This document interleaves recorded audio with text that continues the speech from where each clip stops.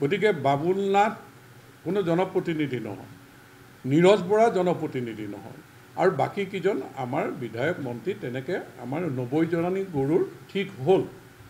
আৰু ৰঙিয়াত কিছুমানে সেই 90জনী গৰু নিলে, কিন্তু দিলীপ শইকীয়াই আমাৰ ইয়াৰ পৰা 2জনী গৰু নিছে, বাকী প্ৰায়খিনি ৰঙিয়াৰ পৰা নিছে। নহয় নহয়, এইটো ৰেলত আহিছে, ৰঙিয়া জংচনতে নমাব লাগিব, তাৰমানে গৰু য'তে ত'তে আনলোড নকৰে। তাত 300ই আনলোড কৰিছে, 210 আমাৰ ট্ৰাকত উঠাই পেলাই ইয়ালৈ আনিছে, গাড়ীৰে বাকী জেগাবিলাকলৈ নিছে। নহয়, সেয়াটো যেতিয়া জয়ন্ত মল্ল বৰুৱাৰ ওচৰতে তেওঁ তাৰ পৰাই লৈ গৈছে, ঠিক তেনেকৈ দিগন্ত কলিতাৰ ওচৰতে তাৰ পৰাই লৈ গৈছে। যেতিয়া আমি খবৰ দিলোঁ আমাৰ উৎপল বৰা, ভুৱন পেগু, তেওঁলোকে গাড়ী ব্যৱস্থা কৰি পেলাই তাৰ পৰাই লৈ গৈছে।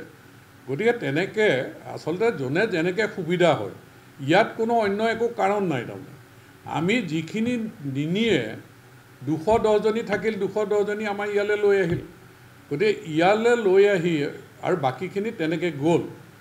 এইটো হ'ল আমাৰ সেই যে 90জনী বা 200জনী এইটো কাহিনী, যিটো মানুহৰ মনত আমি 100কৈ বিচাৰিছিলোঁ, গতিকে আমাৰ 150 ৰেডি আছে। গতিকে তেওঁলোকে NDDBক যেতিয়া 300 গৰু অৰ্ডাৰ দি দিলে, NDDBয়ে একেলগেই ট্ৰেইনত 300 গৰু লৈ গুচি আহিলে। এতিয়া গৰু যেতিয়া আহিছে, আমি আচলতে গৰুৰ দামটোহে NDDBক আমি দিব লাগে।